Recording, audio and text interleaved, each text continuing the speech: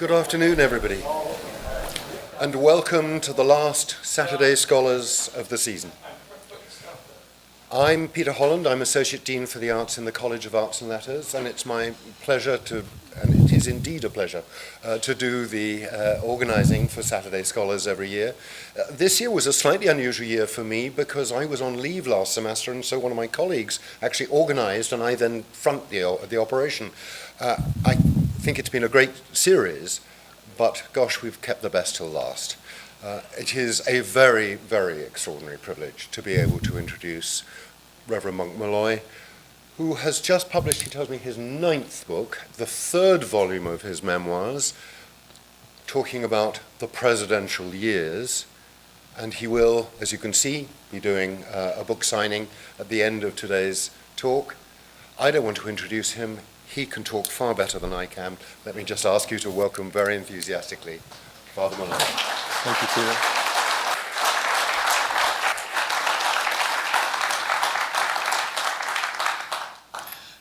You have proven the thesis that any port in a storm will work.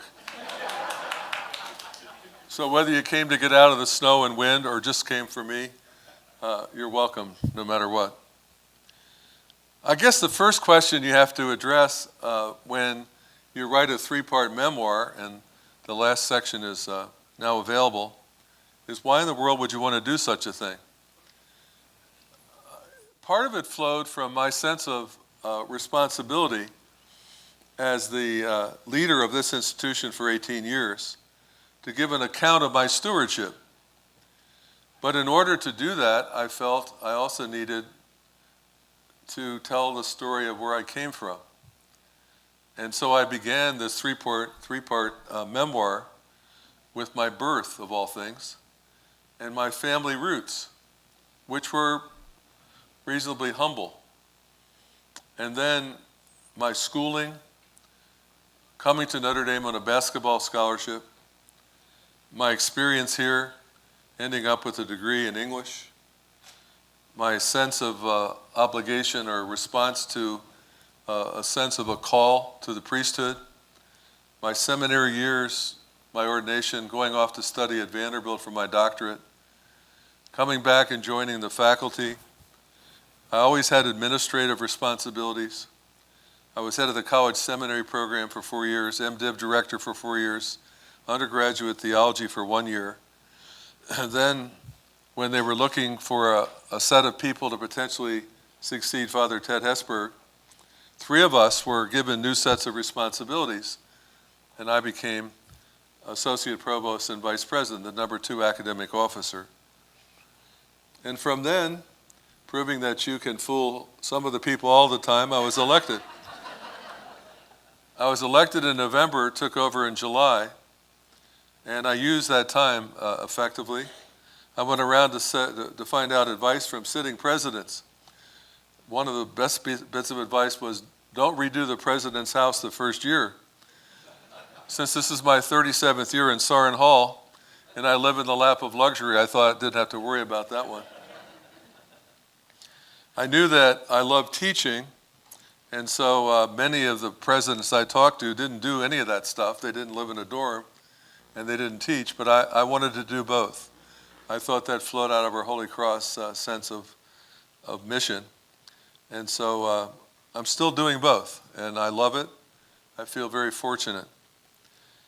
When I took over as president, I knew that I was in a time of significant transition because Father Ted had been president for 35 years. Early on, I was asked the question many times, and I was asked after I finished, what was it like to take over for a legend? And my answer then and now would be, he did such a great job and established a sense of momentum in the life of the institution that it made my job a lot easier. I didn't have to worry about financial difficulties or whether we had a clear sense of our identity and mission, whether we had a good pool of people to serve in various administrative responsibilities. Ted advised me 2 things. Take care of your mother, she won't be with you forever. His father had died when he was younger, and his mother lived into some of his later years, and be yourself. And so that's what I strove to do during my presidential years, to be myself. But I also wanted to pick up on a number of things that he had established that I thought were important for the future of the institution. So a number of the institutes and centers that Ted had established, I asked him, after I took over as president, to maintain the leadership role with the boards of those groups. He did that for a period of time, and then eventually I took over for him in those roles. But it allowed him, I think, to keep his enthusiastic presence in the life of the institution and to bring his advice and wisdom to the common life here. When Ted was elected president, it was simply a function of the board of the Holy Cross community, the provincial council, and they had a meeting in the basement of the basilica in the parish. They gave him the keys and said, well, get started. That day was gone, so when I was elected president, it was the first time we had a chance to have an inauguration ceremony. Now, the inauguration may seem like it's a big ego boost, but it's really about telling the story about the institution, inviting guests from outside, trying to up the ante of enthusiasm so that people will be supportive of the kind of things that you're trying to achieve. So one of the things that happened in my first year, there's 18 chapters in my book for 18 years as president. In the first chapter, I try and lay out a typical schedule. Every year, we have orientation and junior parent weekend and commencement, and the end of the year, staff and faculty dinner. We have home football weekends where we bring all these advisory councils as we do this weekend. So I had a role to play in all of those. We have the alumni board. A lot of local alumni clubs invite you to come and speak at the year-end dinners and so on. So those were part of my schedule, simply ex officio as president. But I also wanted to continue living in Sorin, and I wanted to be present to the vast array of people who make up Notre Dame. And so I set myself in my first year, along with Father Bill Beauchamp, my executive VP, and Tim O'Mara, the provost, to get out there and interact with all the different units of the university. That wasn't unusual. I think a lot of new CEOs do that. But this is a very complex, in a sense, vast institution. I lived most of my adult life here, and I discovered there were units I didn't know existed, just as a reminder. But it was a very interesting opportunity for me to learn as much as I could, and also to establish the precedent of meeting on a regular basis with faculty who had been newly given tenure or promoted in rank. And so I established the precedent every year of meeting with a cross-section of faculty. I also established the precedent of going out to the different dorms every year and having a little Q&A, giving a little talk and then asking for questions, so I could be present. Most of you know that I was a basketball player, and I played twice a week with the students in the dorm. I also participated in bookstore basketball every year. So that was another way of kind of creating a certain kind of image. Teaching seminar. I didn't teach my first year, but I taught all the other years. And that was a great opportunity for me on a regular basis to share a set of readings and reflections and movies to get first-year undergraduate students. I always taught first years as a president, to stimulate them, to get them off to a great start at Notre Dame. And I always had kind of broad themes that I was trying to get them to reflect about. They're also very diverse in their composition. And so, in a sense, this reflected the new Notre Dame.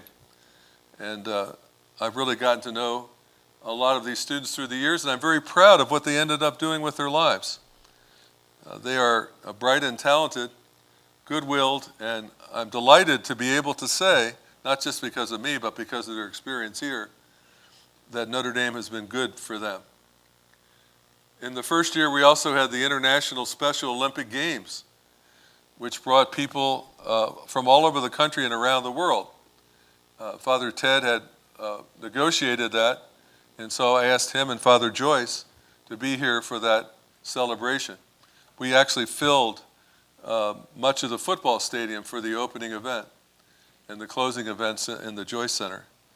And of course, if you've ever been to Olympics, Special Olympics, you know, it's all about nobody loses, everybody wins, and hugs and celebrations, and it's just a wonderful kind of activity. In that first year, Father Bill Beauchamp's parents were murdered out of the blue.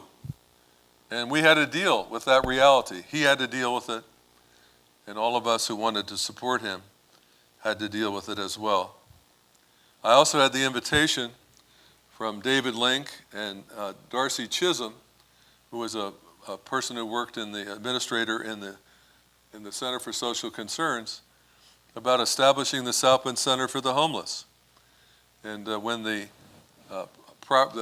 clothing store in South Michigan became available, they came to me and said, would you be willing to ask for a loan from the Board of Trustees to get the Center for the Homeless established? And the trustees agreed to $1 million loan. We purchased the property. We got it off to a good start. It's always been headed by Notre Dame people. And it's now a model in terms of programming and success of homeless centers around the country. So a lot of things happened. Strategic Moment campaign was well underway. I had to get very much involved in the fundraising side of the job, and I think we got off to a great start. In the next 3 years, we tried to highlight different aspects of our aspiration. The year of cultural diversity, the year of the family, the year of women. And in each of those cases, we brought in speakers, we had special events, we tried to do things at the call level to get the faculty involved in their various courses, and to end that period with a special celebration. That was succeeded by the sesquicentennial year, 175 years, 150 years, sorry, 175 is coming up. And we milked it for all we could, actually. We celebrated for more than a year. And one of the things that was connected to that, when we renovated the basilica, it was the church then, we got Rome to approve designating it as a basilica, which is a kind of honorary recognition of a place that's a lively center of worship, place of pilgrimage, provides all the pastoral services that one would expect. And it was a great honor for Notre Dame to be recognized in this particular kind of way. Then we had the year of Rudy and Domers. Rudy, of course, has become the iconic Notre Dame movie. I used to ask people at orientation, how many of you have watched Rudy? All the hands would go up. How many have watched it more than once? The hands would go up. That was one of those movies that did reasonably well in the theaters, but it did much better in the home market. And it was one way of telling the Notre Dame story. I actually knew Rudy when he was a regular student. One time I was signing one of my books in the bookstore, and I had a hat on. I said, how would you like me to make it out? He said, Rudy. I looked, oh, it's Rudy. Anyway, he went off into the bookstore, and some young guys came by, and I said, you know who's in the bookstore? Rudy. They went looking for Sean Astin. Rudy doesn't look at all like Sean Astin.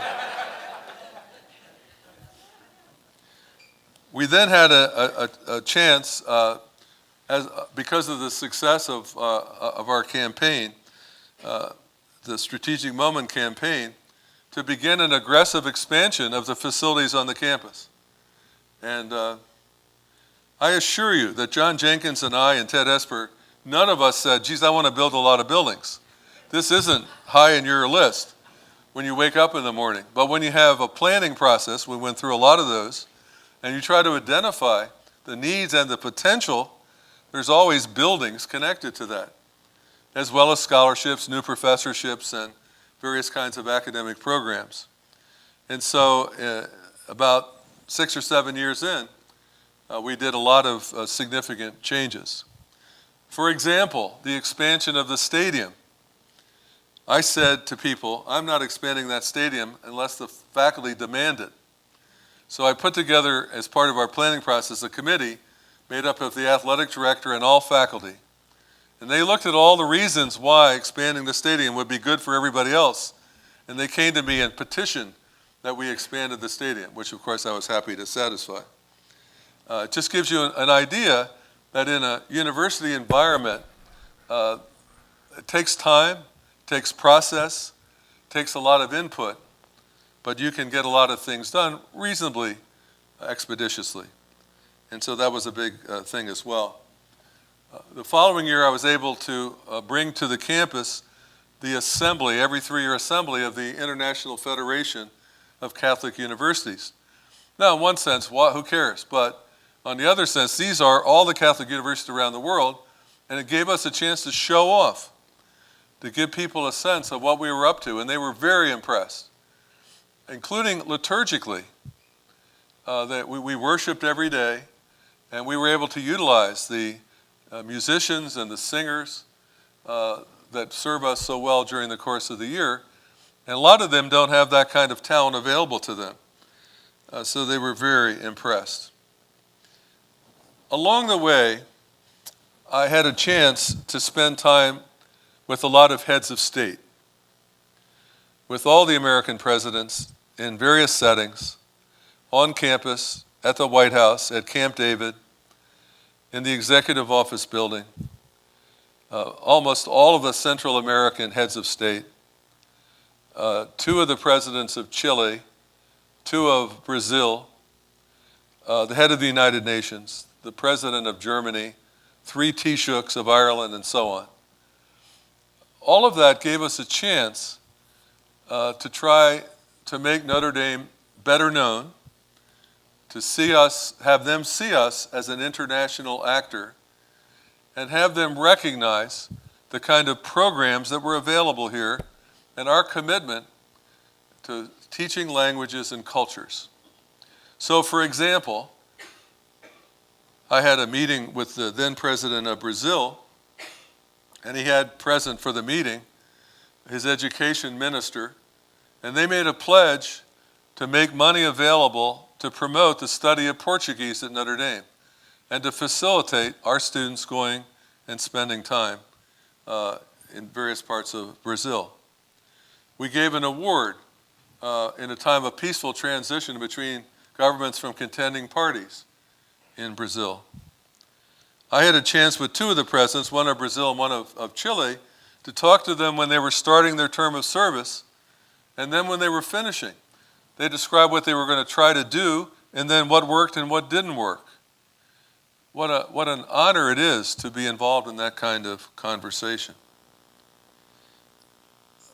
As we try to reach out internationally, become more global, of course our new Institute for Global Affairs reflects the momentum that was established over the years in that regard.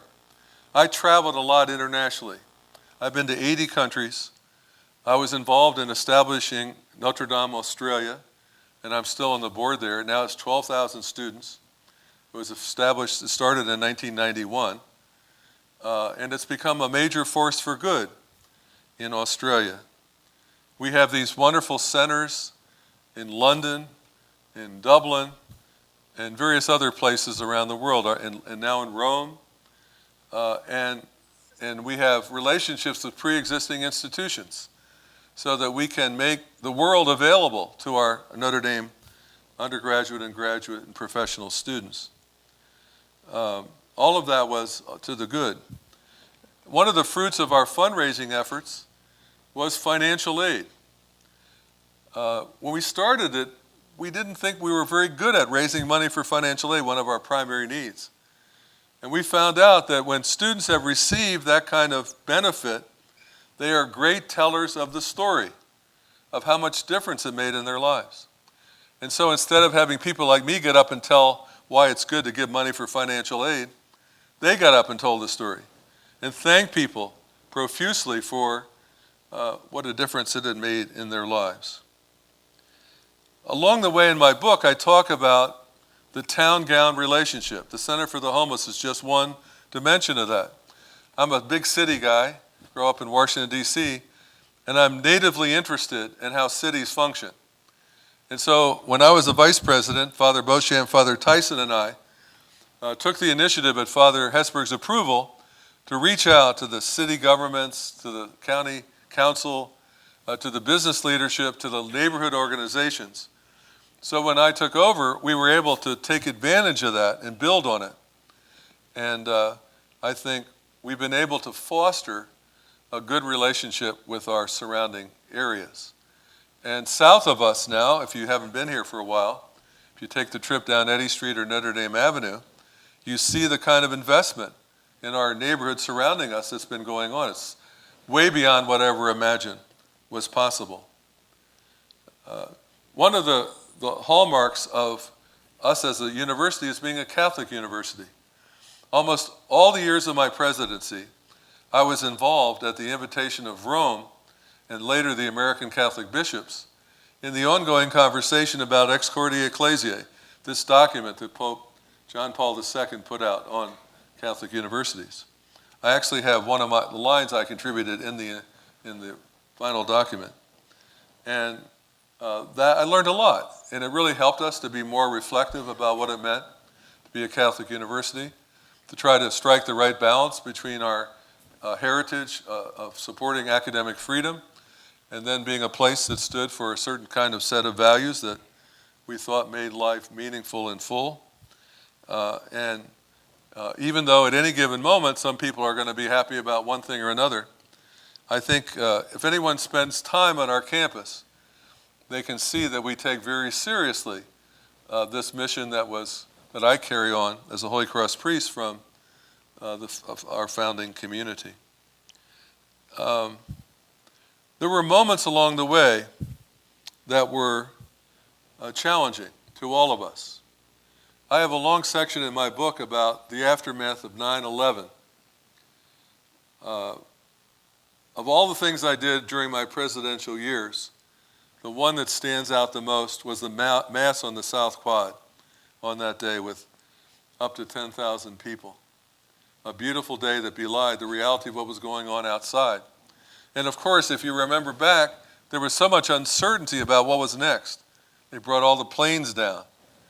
There were obviously four planes that were involved in violent outcomes, but we didn't know what was next. We were worried at first, of course, about the well-being and health of families connected to our students.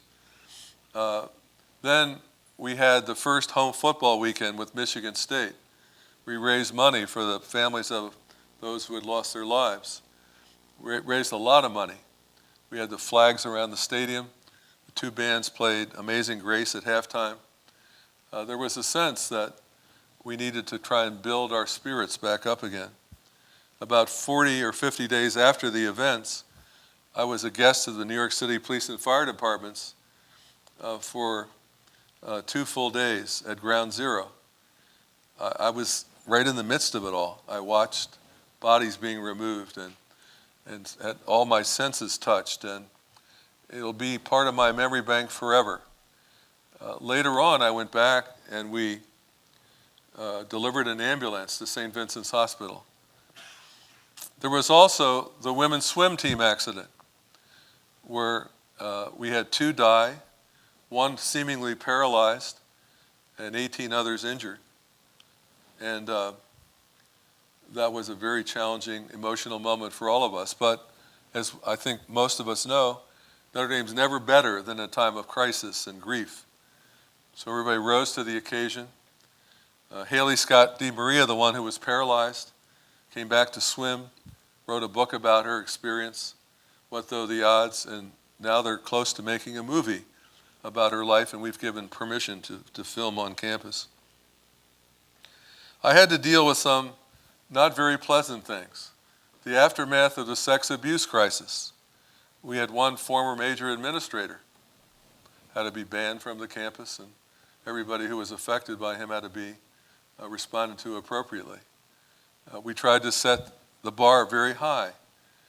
I had 2 women vice presidents who were married and had children oversee everything that we did. I gave them carte blanche. Whatever you need to do to set things right, that's what we're going to do. We had the Kim Dunbar case, where a woman who was connected to the football program indirectly because she belonged to one of the support groups, was involved with some of our players. It led to our first major NCAA penalty. I spent about 4.5 hours in 15-minute increments responding to every form of media there is.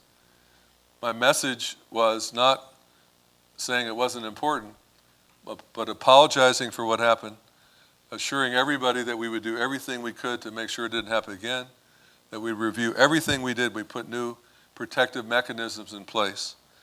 And that's what happened, and I don't think anybody's heard about that lately. So I think it's a sign that it's not good when you have to respond to things like that, but you do the best you can, and then you try to move on very positively.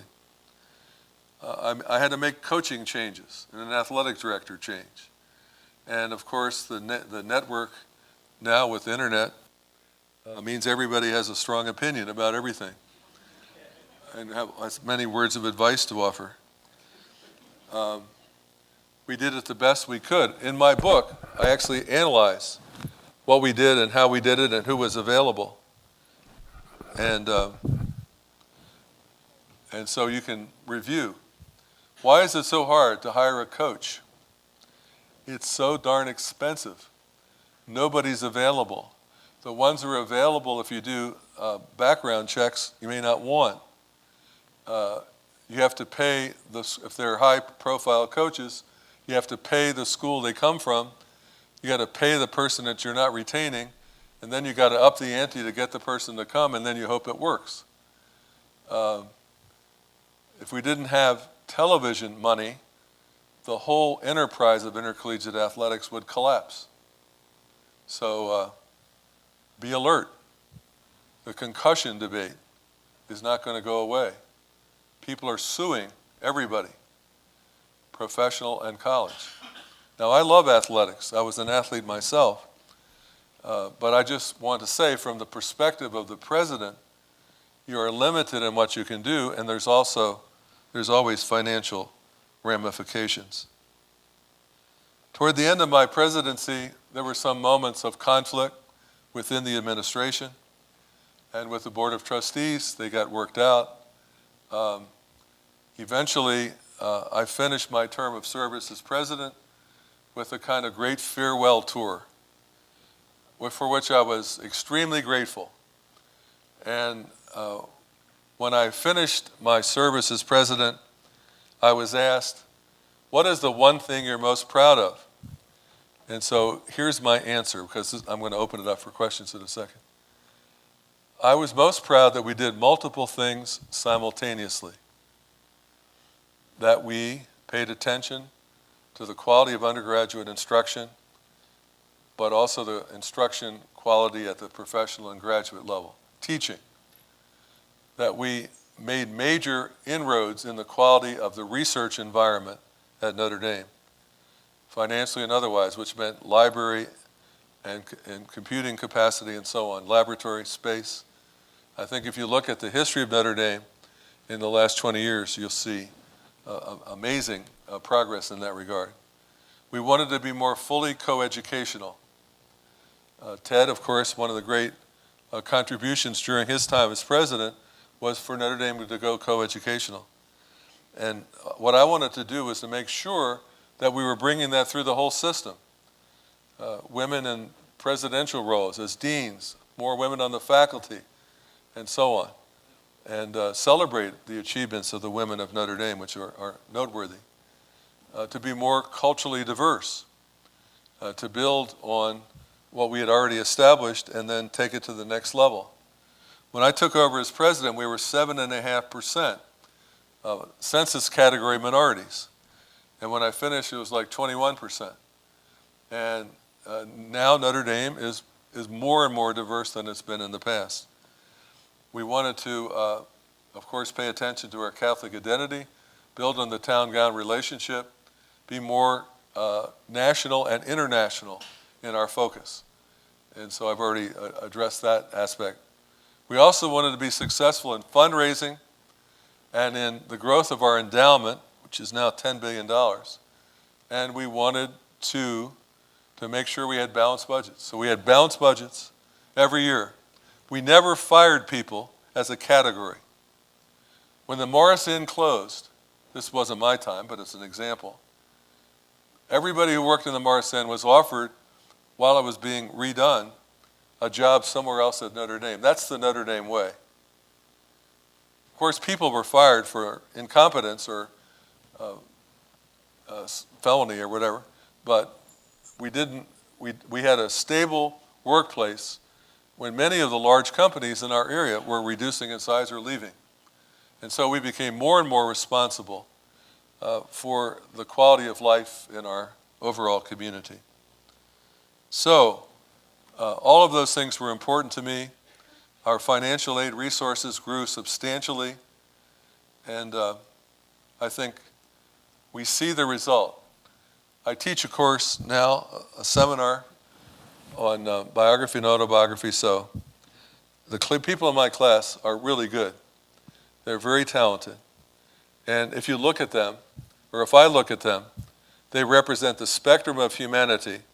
And when I walk in there at the beginning of the semester, I can't tell you who are going to be the best students among them. They are, I think, what we've been striving to achieve here. And I think they're very generous. And we've been able, with our dorm structure in life, to make sure that the residential tradition at Notre Dame carries on in all of its richness. So, if you're from Notre Dame, if you went here, if you're a parent, if you're a friend, I hope you're proud of what's happened over the last 30 years or 40 years, 50 years if you count Ted. And that's what I try and write about in my book. Thank you.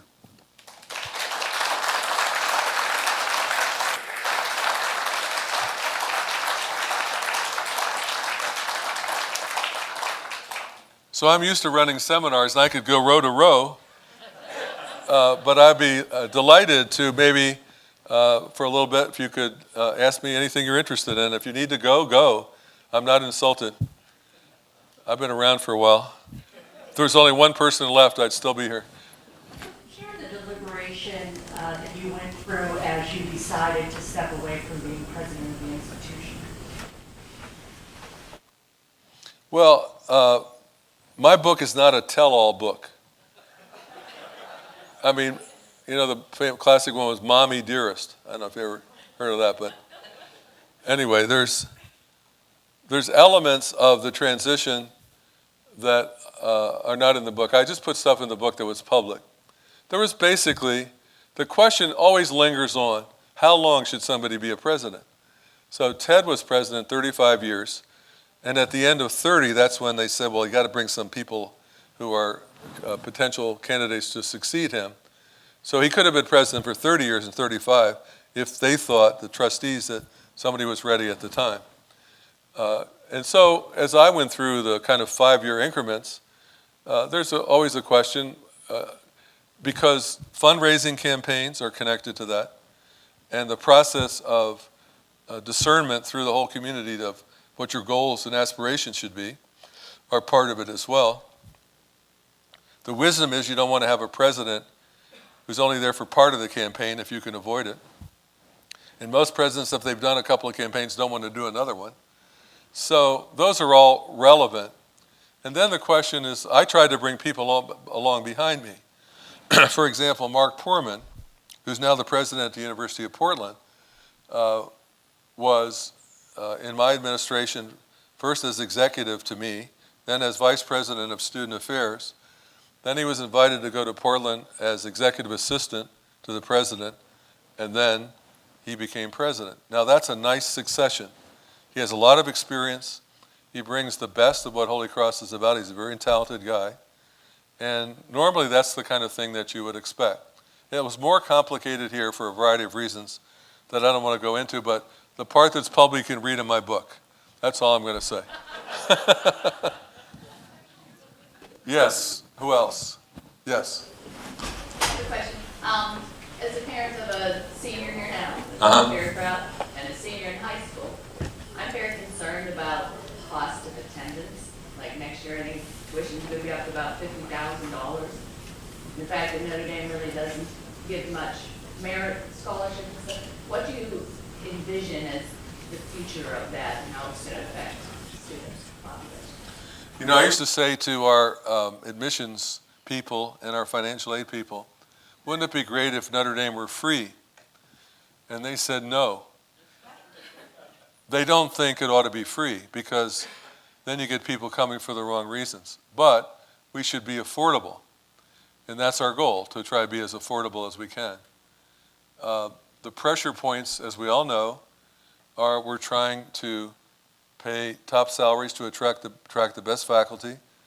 We have, I think, first-class facilities in programming.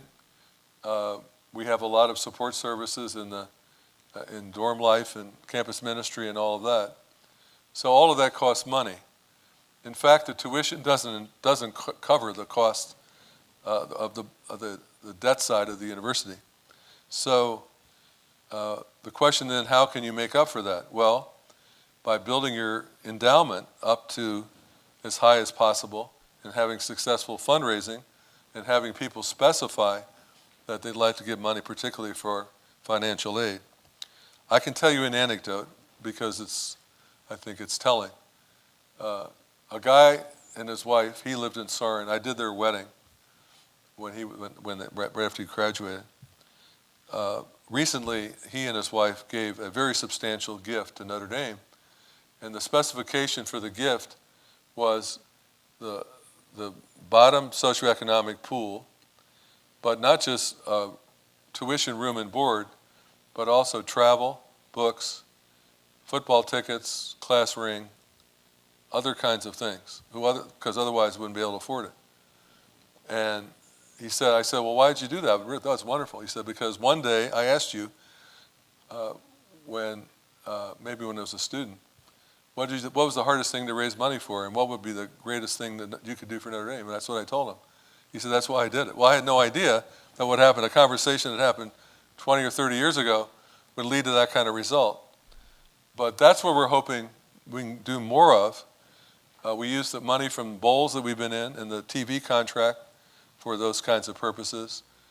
We've been able to build the financial aid resources. Now, obviously, if you're in an economic level where that's where the conflict is, that's where the merit aid becomes a challenge. We do have some merit aid.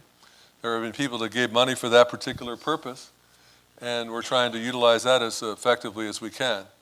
So I don't know when, in the foreseeable future, we'll be able to do it for free or make it easily affordable for everybody.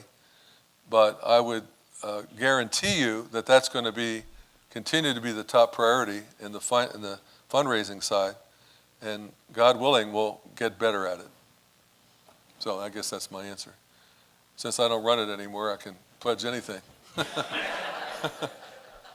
Anybody? Yes. There is a real tension in universities everywhere between research and teaching. As you really directed the research effort at Notre Dame, how did you see a balance there, or did you see an issue in terms of maintaining the teaching focus along with the research? Well, surely there's a tension, because when the kind of people that we hire that go to the best graduate schools, everything about their education and the orientation they receive when they start job hunting is to look for a position where they can make their mark as researchers, but knowing they have to teach also. We've tried very hard, and Tom Burrish, our provost, and our previous provosts have worked at it, and our deans, on making sure we're hiring people that want to be effective teachers as well and bring great enthusiasm to that. Now, I can't guarantee you that everybody that we hire as a researcher, is equally good at teaching. But that's what Notre Dame's about, and everybody knows it. And one of the reasons that I've enjoyed teaching during my whole administrative career is I love teaching, and I want to be available for the students entrusted to our care. And I know a lot of people that feel that way.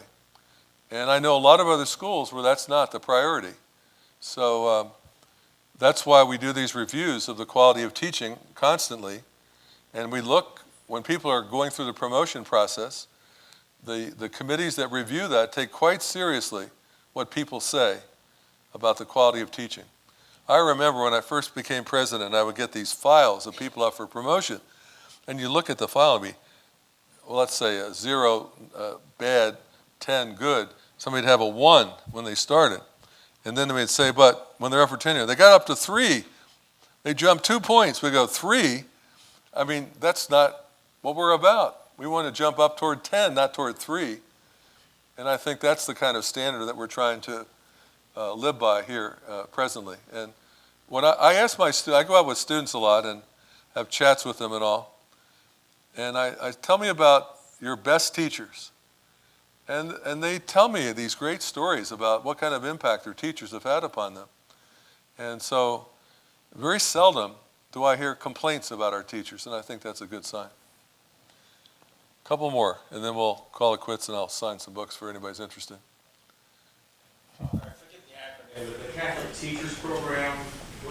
ACE. Yes. Alliance for Catholic Education. Did you have something to do with starting that? Yeah, Father Tim Scully was the one who started it with Sean McGraw, and I gave him great enthusiastic support, and it's really made a huge difference. It's a lot of our graduates go in that for a year or two.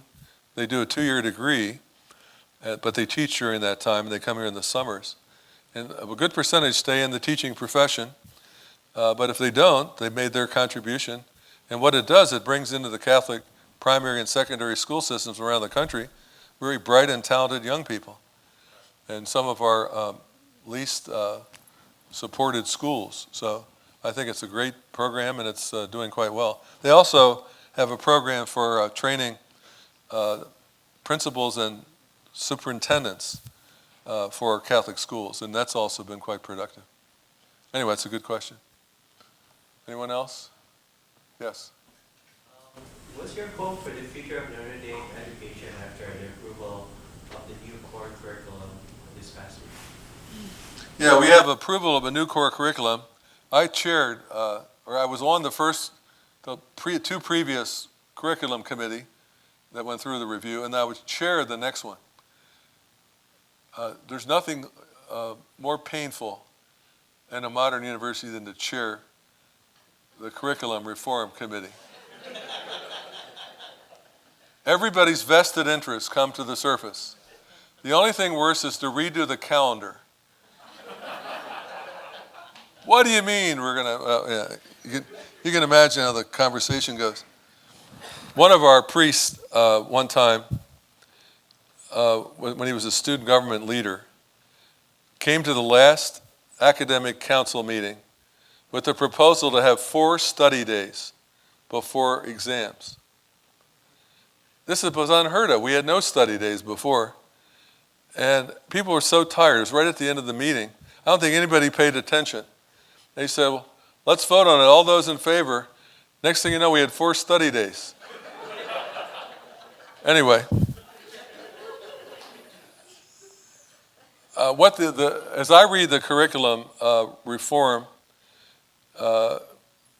it tries to be more flexible in the ways that some of the requirements can be satisfied. And the department that I think probably may regret that it wasn't more forceful is philosophy. Because we had 2 philosophy requirements, 2 theology, 2 math, so on. And now we only have 1 philosophy requirement. And the other one can be done in a variety of ways. It doesn't depend on the philosophy department. This is where the vested interests come in. Because you can justify a certain size faculty if you have to cover all these required courses. And then you have doctoral and master's courses. But once you don't have those required courses, over time, somebody's going to come along and say, you don't need all those faculty because you don't have as many courses to cover. Anyway, that's what goes on. I think the philosophy behind it was trying to update where we are relative to all the different areas of study. So let me give you an example. Should we have a required course in technology? Well, everybody should know more about technology, right? But we already have all these required courses. And so when these accrediting committees come in from different colleges, They say, you have too many required courses. We need more of this in engineering or something. So that's the balance, trying to figure out the best way to do that. But I think the conversation was quite healthy, and I think the final result will be implemented very successfully. Yes.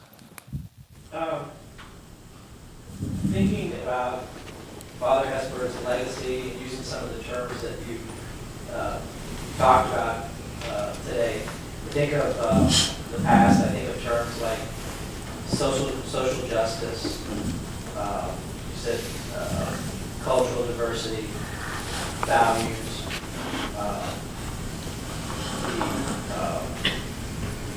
Kind of in that context, in the history of Notre Dame, Father Ted's legacy, your own legacy. What does Notre Dame do to influence, remain relevant in today's political environment, where nationalism is seeming popular, where globalization is bad? What role does Notre Dame play in influencing today's political environment? When the electioneering was going on, I have strong opinions about these matters, but I'll keep them myself. When the electioneering was going on, sometimes students would ask me about something relative to the candidates, and I would say, it's your responsibility, since you're often voting for the first time, not to turn to me to tell you who to vote for, but to study the issues and try and take your values and apply them, because that's what you're going to have to do the rest of your life. What we do here, I think, is to provide a value framework. We have courses that can help people understand how the political system works. For those who have lived and studied abroad, they can see what other systems or non-systems look like. And it's for all the, there's a famous quote from Reinhold Niebuhr about democracy may not be the best form of government, but it beats all the other alternatives. And I think there's a lot to be said for that. I've been to totalitarian societies run by dictators, secret police. I've seen what all that does. And I think the more that we can keep our elements of a free and open society where everybody can feel welcome and appreciated for who they are, the better off we're going to be. These sources of tension that we see today in the aftermath of the election from different points of view need to be discussed openly and not just writing off our enemies as irrational, people that don't agree with us. I've interacted with presidents of both political parties on a regular basis, and I don't think they could tell you whether I was a voter for them or not, but they could tell you pretty clearly what kind of things I thought they ought to be giving attention to. And I think that's what we're going to try to continue to do. There's a lot of sources of tension on campus right now, not just our campus, but all campuses. I think Father Jenkins is doing a great job trying to stay on top of those and the rest of the people. But the worst thing that could happen was we end up with camps that won't even talk to each other and a government that simply doesn't function. That's my opinion anyway. Yes? Where do you stand on the religious diversity on campus? I can remember a few years ago there was some problems with a minister of the Muslim religion being on campus here. Where does that stand? We're, by self-definition, which isn't always as reliable as it might be, about 84% Catholic in our undergraduate student body. I think that there's a certain number of cultural Catholics among those, the best. But, we are, I think, a vibrant center of Catholic life and worship. We also have Protestant students, and we try to provide a chance for them to worship in their own tradition if they wish.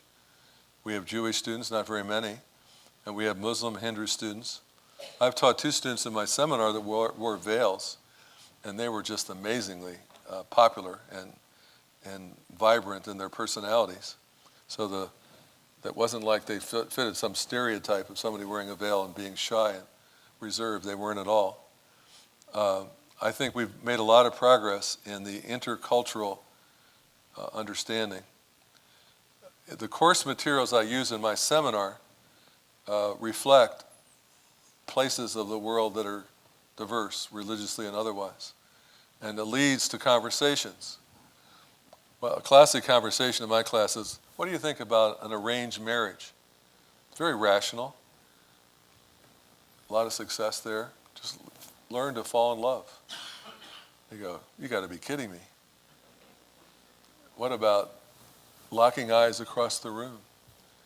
My favorite song. Well, anyway.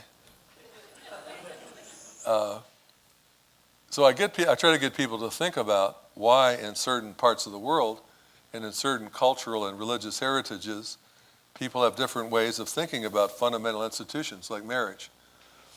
Wearing the chador. What about the role of women in certain parts of Islamic culture? I mean, all of these things that need to be discussed. I happen to be a semi-expert on terrorism, anti-terrorism, suicide bombing, drone warfare, and other unpleasant topics. And so I think I know about the worst of how terrorism across cultural and religious bounds manifests itself. And we can distinguish between, Islam is a huge religion. Just, if you think about what are the largest Muslim countries in the world, Indonesia, Turkey, Iran, India, the largest countries are different from the ones that have received so much attention. Anyway, I think there are terrorist trends in Christianity, in some forms of Judaism, in Hinduism. So it's as if it's only manifest in one cultural or religious tradition. So we just need to stay on top of that. We need to be discriminating in the way we think about members of a large religious heritage and then some sub-part of that are threats to our collective well-being. And we're trying to get people to think in those terms here. And that's the kind of thing we talk about in my class and other classes. One more question and then we'll call it quits. Who wants to ask one last, yes? With a candidate, President-elect Donald Trump, who says he's not a politician, you were President of Notre Dame with 4 different presidents of the United States, how would you advise Father Jenkins on reaching out to a change in the guard at the White House on a matter of politics to education to cultural diversity of the United States? I think the best thing that John can do is try to represent higher education, Catholic higher education, and the concerns of our students and faculty. And how he does that will depend on what the issue is and what his opportunities are. I know he wants to do that, and he will, but in a time of transition, he just has to do the best that he can in trying to calm the waters in the interval before we actually have a new presidential administration. So I know he's staying on top of it, getting good advice, and I'm confident he'll do a good job in that regard. Thank you all very much for coming.